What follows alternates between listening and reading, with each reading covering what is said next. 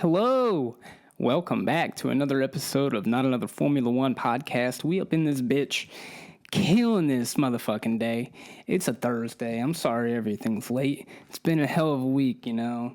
There was Easter Sunday. J.D. Vance killed the Pope. Shit happens, but I'm here. And I'm ready to rock your little world for about 30 minutes. So without further ado, I'm going to dive into this race weekend head first. And we're going to start with Friday practice. Astoundingly, Pierre Gasly tops the first practice session. That'll probably never happen again. It was most definitely a glory run of sorts.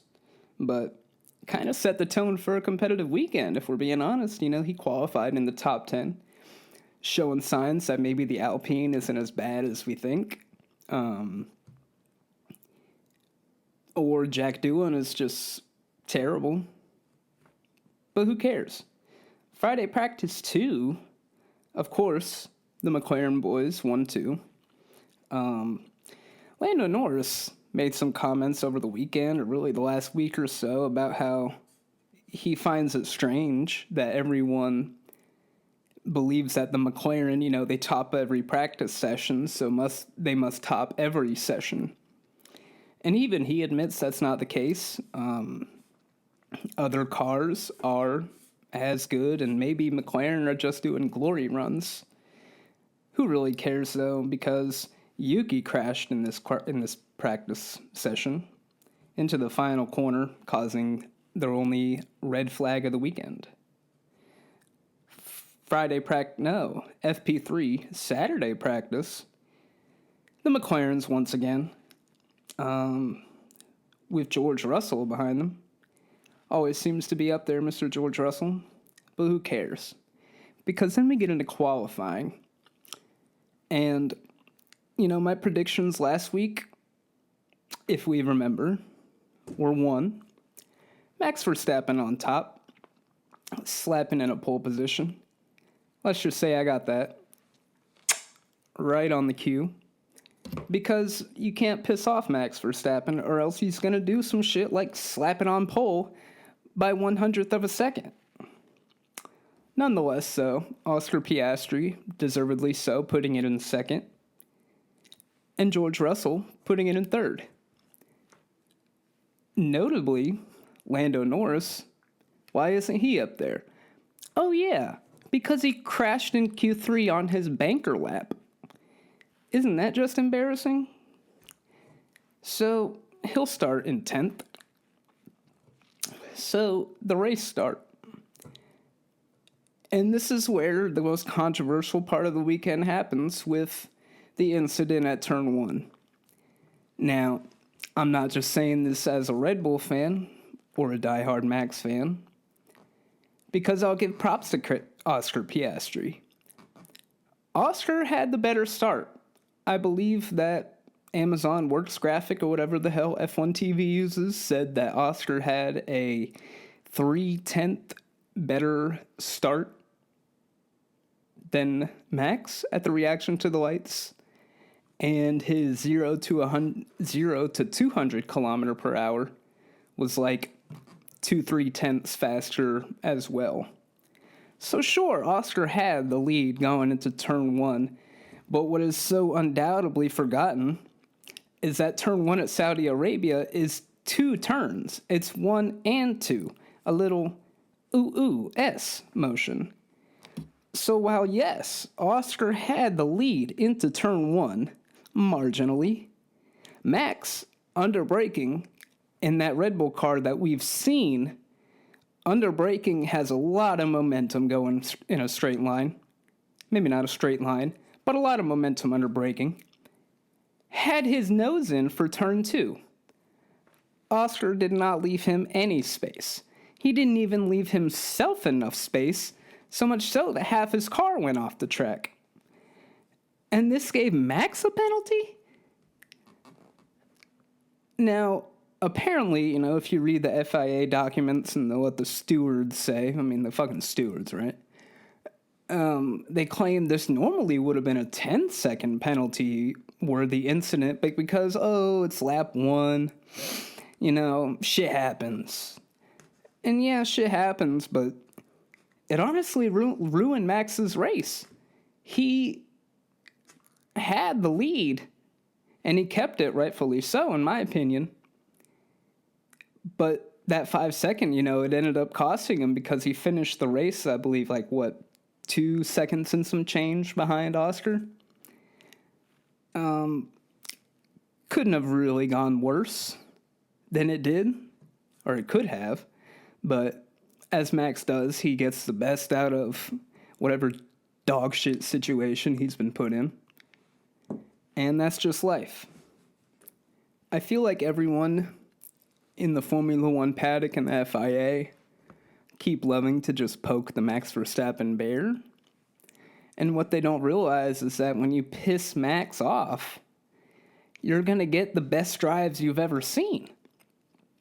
Like Brazil 2024. Now I'm going to go ahead and discuss what happened after the race between Max and the devil himself, Mohammed Ben Sulayem, if that's how you even pronounce it.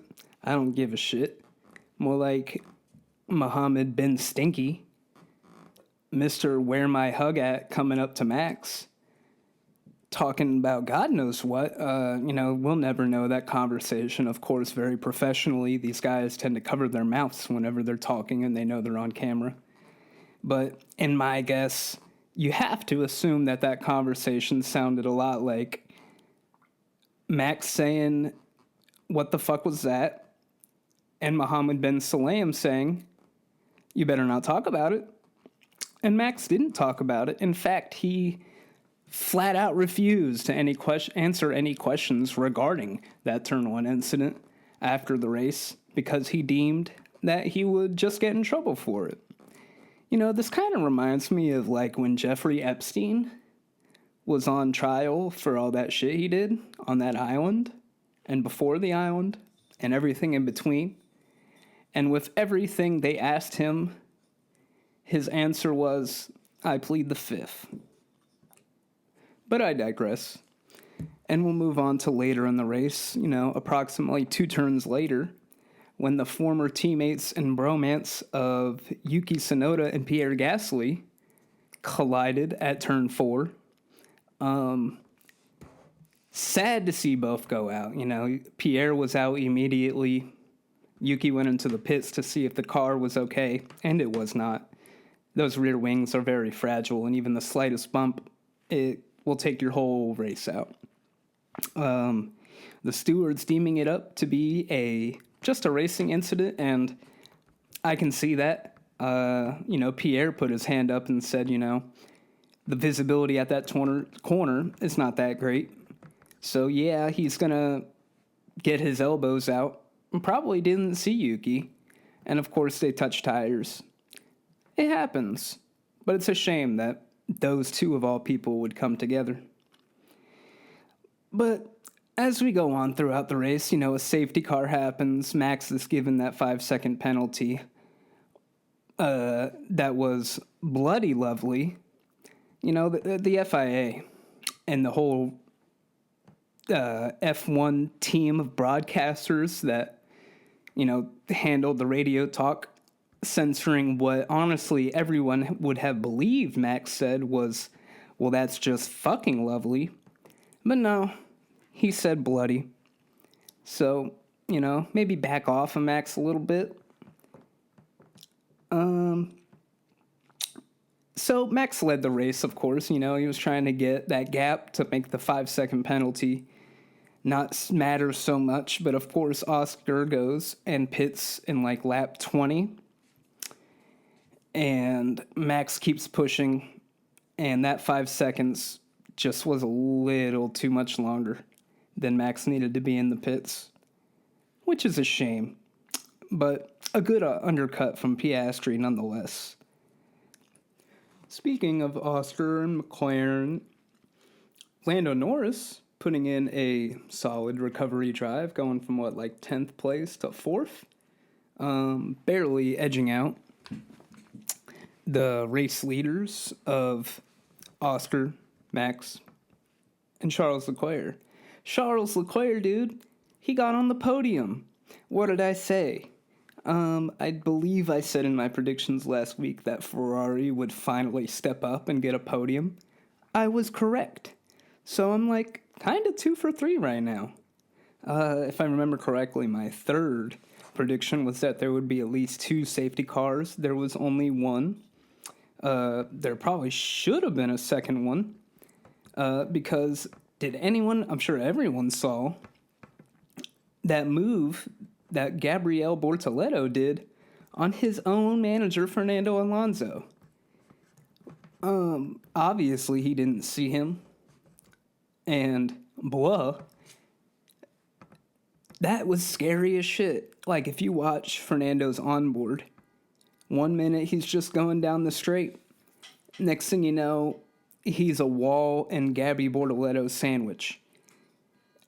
The balls of Gabby to just kind of casually walk it off as if Fernando's not going to ask for another, 10% on his management fee after that fucking move. Speaking of hot moves at turn 1, Oscar Piastri and Lewis Hamilton going back and forth with the DRS train. Something familiar, something quite familiar to when Max and Charles Leclerc were fighting at this track back in 2022, when it was really just a matter of who had the DRS or not was going to lead into the next corner. And it wasn't actually turn 1 when Oscar made that move. I believe it was that right before the back straight.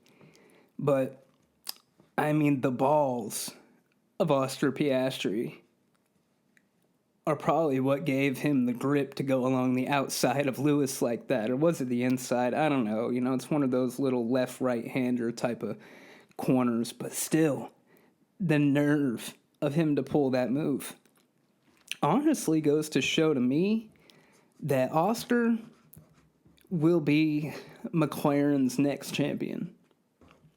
Because I don't see Lando making a move like that. I see Lando just biding his time, waiting for someone to make a mistake. He's a great recovery driver. He loves to follow people, but he's not really a leader. Not on the track or off the track. Not quite like Oscar Piastri is.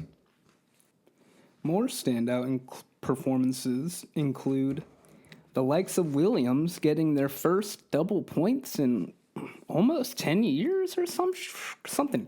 No, not 10 years. But they're in their best position they've been in like 10 years. Williams are 5th in the Constructors. Can you believe that? Can you believe that Williams are the best of the rest? And that, yeah, they got a double points in this race. And their strategy really just being the good old-fashioned give your teammate the DRS so that the person behind him can't pass. Much like Singapore a couple years ago when Carlos Sainz doing the exact same move he did on this race. Giving the person behind DRS so the person behind him can't get him. And this worked very well in Williams' favor. A double points finish definitely puts them in great standings to carry that 5th place, I'd say, throughout the rest of the season, unless maybe Haas decides they want to step up their game, but I don't really see that happening. And Isaac Hadjar picking up the last point in 10th place. Good for him. Honestly, one of my shadow rookies, I believe, this season. Kimi Antonelli has been having a hell of a rookie season. I don't think anyone's performing quite as well as him. Now, honestly, I believe if any of the other rookies had a Mercedes like Kimi did, yeah, they'd probably be putting it consistently in 4th to 7th place like Kimi's been doing. But Isaac Hadjar walking away with his 2nd points finish in Formula 1 in only 5 races is tremendous. For a car that is great on quali day, but kind of falls behind in the race. But besides any of this that I've spoken about, it was quite frankly a boring ass race. I mean, there's really not a whole lot of strategy involved. Um, the Ferraris had some lightning fast pit stops. I believe, like a 2.0 and a 2.1? That's really good. I believe that is probably the fastest of the season, and probably is it the fastest of this new era of regulations since 2022? I have no idea. But here are your top 10 finishers of the 2025 Saudi Arabian Grand Prix. In first place, controversially, but probably well deserved, Oscar Piastri, with Max Verstappen following behind him in second, 3 seconds behind. Third place, Charles Leclerc, getting Ferrari's first podium of the season. Well done on you. Lando Norris, a commendable recovery drive from 10th to 4th. George Russell and Kimi Antonelli, respectively, finishing in 5th and 6th. Good on the Mercedes. I mean, that's 18 points right there, which is equal to the 18 points Max Verstappen gained from finishing in second. So Mercedes loses no ground to Red Bull because Yuki did not finish. In seventh, Lewis Hamilton. It's got to be must be really hard for Lewis to see Charles finishing on that podium, knowing that George Russell, Kimi Antonelli, and Carlos Sainz Jr. were sandwiched around him. All three of these guys, his former teammate, the kid who took his car, and the guy he replaced. That's not where Lewis is. Seventh place is not where this 7-time world champion would probably like to be. But I digress. In 8th place, Carlos Sainz and Alex Albon in 9th, with the double points finish for Williams, and Isaac Hadjar in 10th. Lando Norris had the fastest lap, but that doesn't mean a damn thing anymore. Nobody gets a point for that. So if I'm not mistaken, I do believe that this leaves McLaren on top of the Constructors' Championship with 188 points. That's like 77 points ahead of Mercedes in second. And of course, Mercedes holding on to second with the aforementioned no loss ground to Red Bull. And this takes us to Miami on May 4th. May the 4th. May the 4th be with whoever the hell has to qualify on this racetrack. I've never really liked the Miami Grand Prix. I think it's definitely the weakest of the 3 American races. Or, sorry, not just American, United States Grand Prix. But nevertheless, here are my 3 predictions for the 2025 Miami Grand Prix. And the first one is that Oscar Piastri will get another win. This guy, he's kind of on fire at the moment. I'd say he's definitely the de facto leader of McLaren. If the McLaren garage isn't already backing Piastri, you've got no reason to believe they won't carrying forward, because Lando's just not cutting the mustard, my man. He's too hard on himself, which some would say is cool, but it's childish and kind of sad. You can't be a world champion if you don't have any faith in your own ability and talent. You know, he loves to bring up talent a lot.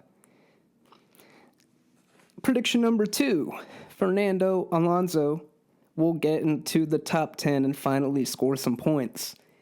He was so close in this past Grand Prix. He finished 11th. Almost didn't finish the race at all because of Gabby Bortoleto. But, you know, Fernando's a very skilled driver. I think if he can just put together a decent qualifying day, and maybe some luck, I don't know, I think he could get into the top 10, at least score some points.